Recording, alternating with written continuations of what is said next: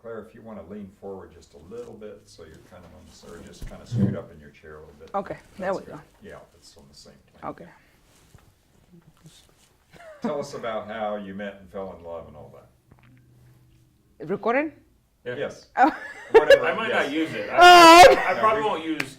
I'll interview a lot of people. I'll only use a few sentences of what they say. Oh. Yeah, Just and talk this, stuff. and this will all be Just edited. to calm you so down in the just, video. Yeah. It's, camera's running, doesn't matter. Just relax. Okay. Yeah. Okay. How we met? We met here in Delaware, in Dover, Delaware. I was working through high school. I finished high school, and I went ahead and enrolled in college. So I was working 2 jobs, and I met Nelson when he came over to the store I was working at, and we just had an instant attraction for each other. So we exchanged our information. Back then we didn't have cell phones, so we just went ahead and exchanged emails. And that's how we went ahead and started to get to know each other. And thankfully, we're 18 years later, we're still here. Love at first sight, then. Huh? Yes. That's great. Not at first sight. Just Fix no, the just nervous. microphone. Okay. Are we okay with the siren? It's okay. It's not that loud. It's not that loud. We hope. Oh, it's getting louder. Getting now. louder. Okay. Get the mic closer. And we've heard Nelson say how he stopped by the church, but what, from your point of view, what brought you to the church? What, not just that Nelson wanted to come here, but how were you drawn to the church? Okay. And my questions won't be heard, so if you can just kind of say what I asked back, that helps. What drew me to the church was the fact that I felt lost in spirit. As I grew up in the Catholic Church, I had many opportunities to go to church and be around Catholics, but we never really, that never fulfilled me spiritually. So as I began to come to grace, I started to know more about Christ. And I knew what the meaning of grace was. So as when I started to learn more about what Jesus meant for me and did for me on the cross. And from there, it was just a follow through. Thankfully, Nelson continued to came to church, and I was able to learn more about it. And as I got involved in many other activities in church, I just kind of enjoyed it, and I felt that I had found a family at church. What are some of the things that you've been involved with in the church that have either been helpful to you or where you've been able to serve others in the church or others outside the church? Mm-hmm. Just tell about your service and fellowship experience. I have been part of several programs in the church here in Grace. First of all, I remember a few years ago we were able to launch an ESL program, English as a Second Language, for many of our the community that was coming to church, or it was a way for us to reach out to a community, and for those of foreigners like myself that were learning English, to a way to show them who Christ was through a need that they had.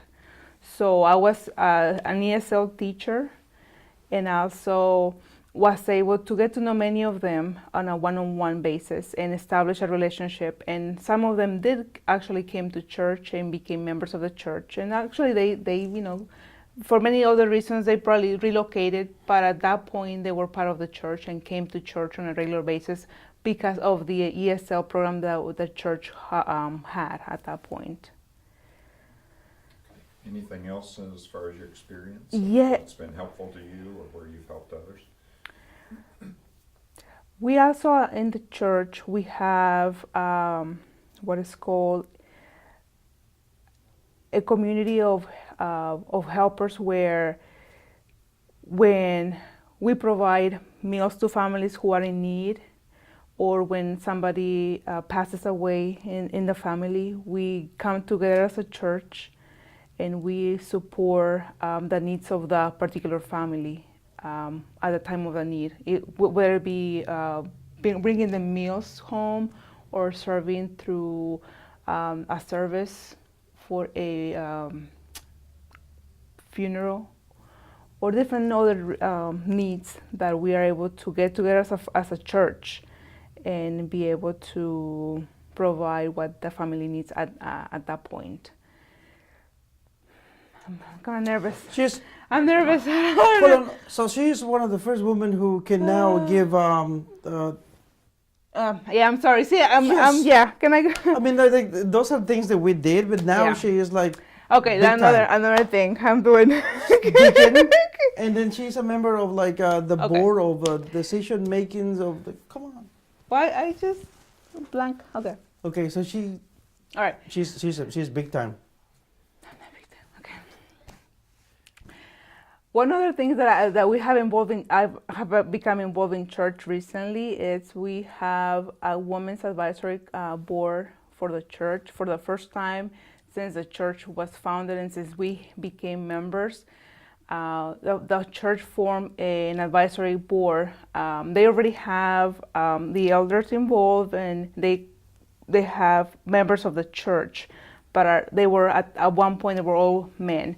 So recently, the church last year became aware of the need of to involve more women in the church, and I became one of the four women of the church who is part of the women's advisory board, and we meet on a monthly basis to provide input on decision making for the general church.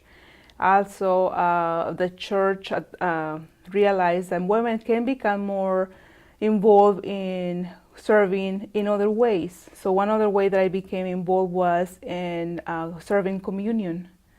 So at this point, we have started this process, and on communion days, we get a calendar, and if we're available, women are also able to serve communion once a month, and I am one of them that serve the Lord in that capacity.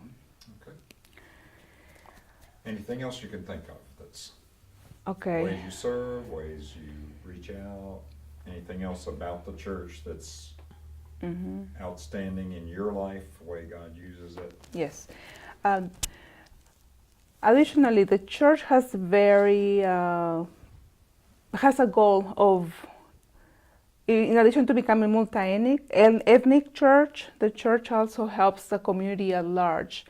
The church has many programs for the children, and through different programs within the church that are offered either on a weekly basis or monthly basis, we have children's activities. And so one of the things that we do, we have nieces and nephews, and we have godchildren, and we involve them in these activities at church. So the church not only fulfills me personally, or I'm able to serve others, but also enable us to bring children closer to Christ through bringing them and involucrating them in the activities that the church offers on a monthly basis or weekly basis via Sunday school.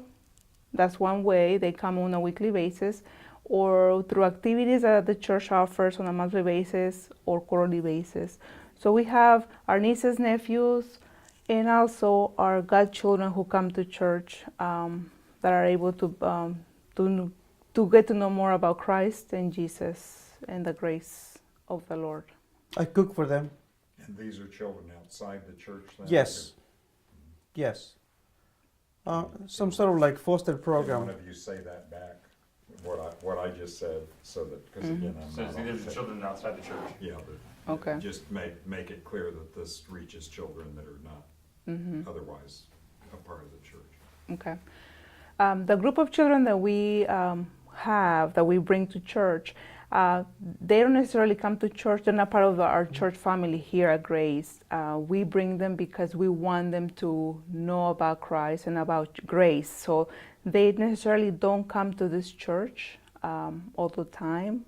If it wasn't for my husband and I, they wouldn't come to Grace Church. Good. they would never come to church, period. Yes. No. Yeah, I, that's I, right. I cook for them. And I am a really good cook, so we bring them to church, and then they like to hang out with us, and then we take them to our house, and then I cook for them whatever we have time or we have money. We don't have that much money. We buy them pizza, and they are okay with that. Yeah, that's it. That's good. We good? I think so. I think we're good. Wonderful. Thank you guys. Okay. Awesome. Whoa.